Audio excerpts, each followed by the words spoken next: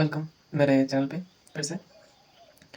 तो मैं बता देता हूँ कुछ पहले, उसके बाद हम टॉपिक चालू करेंगे जिसके लिए वीडियो बन रही है।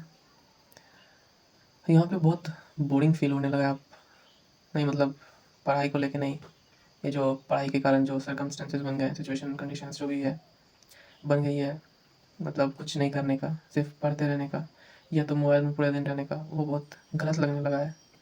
स्कूल जा नहीं रहा हूँ, स्कूल जब भी जाता हूँ तो वहाँ पे जो लोग हैं उनसे मेरी बात होती नहीं है एक्चुअली, मतलब कि मैं नहीं पसंद करता हूँ बात करना वहाँ पे उतना। है कुछ रीज़न्स मेरे। और बाहर कहीं खेलने का तो सवाल ही नहीं है कि यहाँ पे कोई ऐसा दोस्त है नहीं जिससे मैं बाहर जाऊँ खेलने के लिए। यहाँ पे ग्राउंड्स तो हैं, जगह भी है घूमने की, पर मैं अकेले बोर हो जाता हूँ, अकेले रह के मतलब वॉक पे भी जाना बोर हो चुका है अब मेरे लिए, क्योंकि मैं अच्छा नहीं लगता सिर्फ विंडो के बाहर धूप में खड़ा रहता हूँ ताकि धूप लगे। थोड़ा सा नेचर को देखना अच्छा लगता है। इसके ऊपर एक क्वेश्चन भी आया था कि तुम अपने फ्री टाइम पास में क्या करना एंजॉय करते हो, ये अपना क्वेश्चन था। और टॉपिक भी अपना वीडियो बनाने का यही है, एग्ज़ाम पेपर रिलेटेड, जैसा कि बोला था हमें एक बंदे ने। तो एक सेकंड में क्वेश्चन पेपर्स निकाल लूँ, रुक जाओ। तो निकाल लिया क्वेश्चन पेपर्स, मैं अपना एडिट कर दूँगा, मैं नहीं चाहता कि कोई नाम देखे स्कूल का। तो यहाँ पे अपना हिंदी हिंदी का पेपर, ठीक है। हिंदी का पेपर सबसे बकवास था मेरा, और तुम्हें जान के हैरानी होगी कि हिंदी मेरा सबसे ज़्यादा मार्क्स, सबसे स्ट्रॉन्ग सब्जेक्ट जो था बोर्ड्स के टाइम। मेरे 100 में से 98 आए थे हिंदी में, क्लास 10 की बोर्ड में। और इस पेपर में आई डोंट थिंक मेरे 60 भी पार हो जाएंगे, क्योंकि मैंने 11 मार्क्स छोड़ दिया इसमें से। मैं बताता हूँ इस पेपर में क्या है।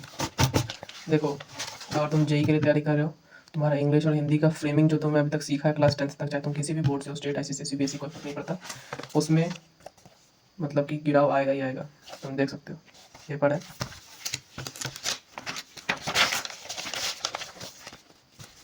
ये अपना पेपर स्टार्ट होता है। मैं बताता हूँ क्या क्या है। सबसे पहले आएंगे निम्नलिखित गद्यांश को ध्यानपूर्वक पढ़कर पूछे गए प्रश्नों के उत्तर दीजिए। मीन्स तुमको एक पैसेज दिया जाएगा, अब तुम उस पैसेज को पढ़ो, अब उसके ऊपर तुमको क्वेश्चन देंगे। इजी है, ये कर लोगे, इतना भी मुश्किल नहीं है। खुद से कुछ कुछ वर्ड्स बनाने। हिंदी का सबसे महत्वपूर्ण कार्य है ये कि अपने वर्ड को अच्छे से लिखना सीखो। मतलब कि हम जब हैंड राइटिंग लिखते हैं तो हम हिंदी की हैंड राइटिंग को इंग्लिश से भी बेकार लिख देते हैं, ये सच है। और दूसरा चीज़ ये कि हमें स्पेलिंग नहीं आती। बोर्ड के टाइम मेरे 98 इसलिए आए थे क्योंकि मैं रोज़ at least I think half an hour Hindi practice कर रहा था। अपने भाई को बोलता था, मेरा भाई वो बोलता था और मैं लिखता था। मेरे पास वाइट बोर्ड है, ये देखो वाइट बोर्ड है वहाँ पे, उस पर भी लिखते रहता था हिंदी। और एग्जाम से शायद हमको 3 दिन मिला था हिंदी के लिए, जहाँ तक मुझे याद है। उसमें भी मैंने पढ़ने से ज़्यादा हिंदी लिखने का प्रैक्टिस किया था, इसलिए शायद मेरा 98 आई डोंट नो, जो था वही बोला। और उसके बाद इस गद्यांश को पढ़ने के बाद तुमको ये पूरा सॉल्व करना है। इजी है ये कोई टफ बात नहीं है। क्वेश्चन 2, निम्नलिखित काव्यांश को ध्यानपूर्वक पढ़कर दिए गए प्रश्नों के उत्तर दीजिए। अब यहाँ पे तुमको एक पोएटिक पैसेज आएगा। पोएटिक पैसेज जैसे कि मैं कुछ लाइन सुनाता हूँ। चिड़िया को लाख समझाओ कि पिंजरे के बाहर धरती बड़ी है, निमम्र है, वहाँ हवा में उसे अपने जिस्म की गंध तक नहीं मिलेगी। यूं तो बाहर समुद्र है, नदी है, झरना है, पर पानी की एक भटकना पड़ेगा। यहाँ कटोरी में भरा जल गटकना है। बाहर दाने का टोटा है, यहाँ चुगा मोटा है। बाहर बहेली का डर है, यहाँ निंदित्व कंठ स्वर है।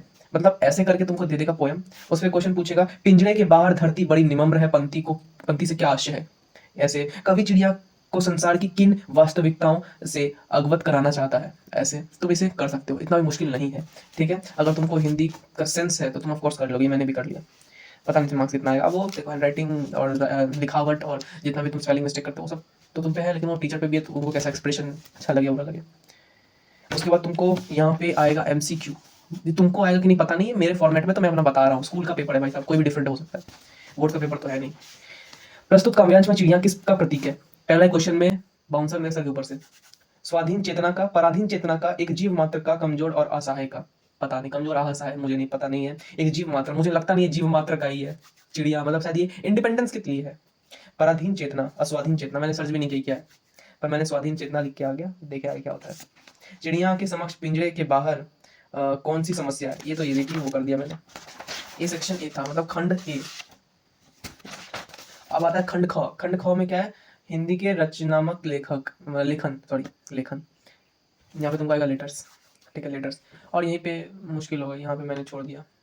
क्योंकि लेटर्स तो ठीक है, समझ आया, लेटर्स लिख दिया, नोटिस लिख दिया, पर अब यहाँ पे आ जाता है बात वो कि ये प्रतिवेदन क्या है, मुझे नहीं पता भाई साहब, मैं इसमें फंस गया था। तुम देखो ऐसे, ठीक है, ये ऐसे नहीं भाई, ऐसे दिखा सकता, उल्टा दिख रहा है ना, उल्टा दिख रहा है,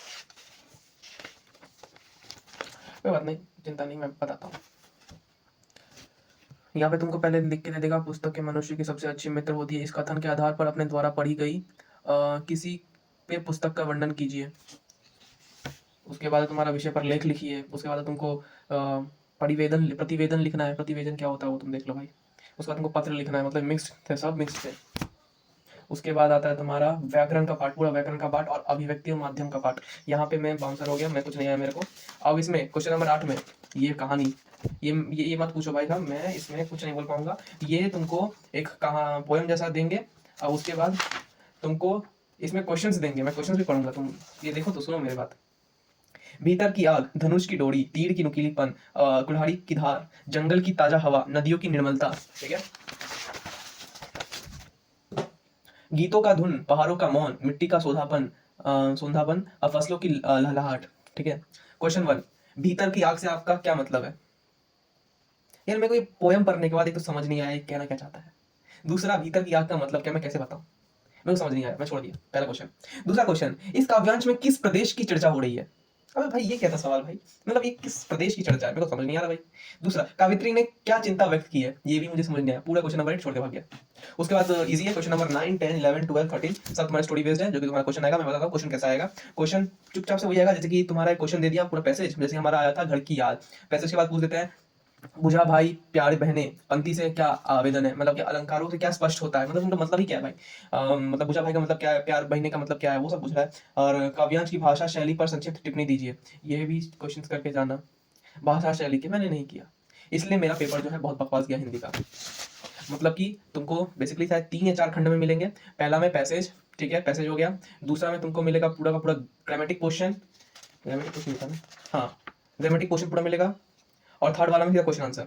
और अगर तुमको एक एक्स्ट्रा ऐड कराएगा तो शायद ये पोएम जो भी मैंने बोला वो, ठीक है। तो इस तरीके से आएगा तुम्हारा हिंदी का पेपर, इसे रखो साइड। अब आ जाते हैं मैथ्स के पेपर के बीच। मैथ्स का पेपर ये ठीक है, यह बुरा नहीं था।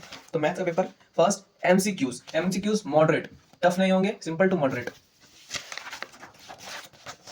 ठीक है। एमसीक्यूज खत्म होने के बाद तुमको आ जाएंगे सेक्शन बी पे। सेक्शन बी पे तुम्हारा क्वेश्चन चालू होगा ऐसे करके, और ये तुम्हारा सेक्शन बी खत्म होने के बाद यहाँ पे देखो सेक्शन बी खत्म होगा, यहाँ पे सेक्शन सी चालू हो जाएगा। उल्टा दिख रहा पर देख लेना, समझ लेना। सेक्शन सी चालू हुआ और यही तुम्हारा, मेरा में तो यही लास्ट है, ये लास्ट है, यहाँ लास्ट, ये रहा खत्म पेपर। तो अब मैं बताता हूँ क्या था। एमसीक्यूज किए, फिर उसके बाद जो मेरे चैप्टर्स थे उसके अकॉर्डिंग मेरे को आया था यहाँ पे ट्रिग्नोमेट्रिक। मैं इसी क्वेश्चन की बात कर रहा था पिछला बार जो वीडियो में था। कहाँ गया भाई तू? हाँ ये देख, ये उल्टा दिख रहा है ना, ये वाला क्वेश्चन उल्टा दिख रहा है भाई, ऐसे दिखेगा सीधा? नहीं भाई ऐसे तो नहीं सीधा दिख रहा, ठीक है कोई बात नहीं। चलो ये साइन वाला मैंने क्वेश्चन पेपर में स्क्वायर नहीं लिखा था, मेरी गलती है, छोड़ो। उसके बाद ट्रिग्नोमेट्री का फॉर्म क्वेश्चन आया था। उसके बाद अपना कॉम्प्लेक्स नंबर का क्वेश्चन आया था। सब जो है इसमें 5 इंटू 8 40 मार्क्स, मतलब कि तुमको इसमें 8 क्वेश्चन करने हैं, ईच वर 5 मार्क्स, समझ रहे हो? समझ रहे हो? तो इस पेपर में क्या ही बोलूँ, बस ऐसा है कि ये जिसका लेवल है वो मॉडरेट के आसपास रहने वाला है। सेक्शन सी जो है वो शुरू में तो सिंपल होगा, वो धीरे धीरे करके मॉडरेट से टफ की तरफ बढ़ सकता है। मैं ये नहीं बोलूँ सिर्फ टफ ही होगा, लेकिन मॉडरेट से टफ की तरफ बढ़ सकता है तुम्हारा सेक्शन सी। तो सेक्शन सी में जो है एक्चुअली सेक्शन बी में लॉन्ग है, ठीक है, प्रोसेस लॉन्ग था। मतलब कि ये मुझे एक क्वेश्चन में क्या बोलते हैं 2.5 पेज लग गए, है भाई 2.5 पेज लग गए मेरे कॉम्प्लेक्स नंबर के। तो इतने लंबे लंबे सवाल जो कॉम्प्लेक्स और दिमाग को क्रश कर दे ऐसे सवाल। और सेक्शन सी में ट्रिकी आएगा, ठीक है, या फिर पूरे फॉर्मुला बेस्ड रहेगा। मतलब कि पेपर तुम्हारा फॉर्मुला बेस्ड टफ रहेगा अगर तुम कुछ भी देने जा रहे हो। स्कूल का एग्जाम देने जा रहे हो तो बोर्ड्स का मैंने तो दिया नहीं है, वो से बस तो आते हैं। उसके बाद फिजिक्स है, केमिस्ट्री है। देखो अंग्रेजी का जो बात है, अंग्रेजी का पेपर मैं तुमको अभी दिखा नहीं सकता, अंग्रेजी का पेपर मेरा खो गया और मैंने लिया अप्लाइड आर्ट्स, तो हो सकता है तुमने कुछ और लिया हो तो मैं वो भी नहीं दिखा सकता। बचा मेरे पास केमिस्ट्री और फिजिक्स। तो मैं एक काम करता हूँ, फिजिक्स दिखा देता हूँ। एक काम करता हूँ, इन दोनों को मैं अलग वीडियो में लाऊंगा, वीडियो थोड़ा सा लंबा हो गया, माफ करना। मैं नेक्स्ट वीडियो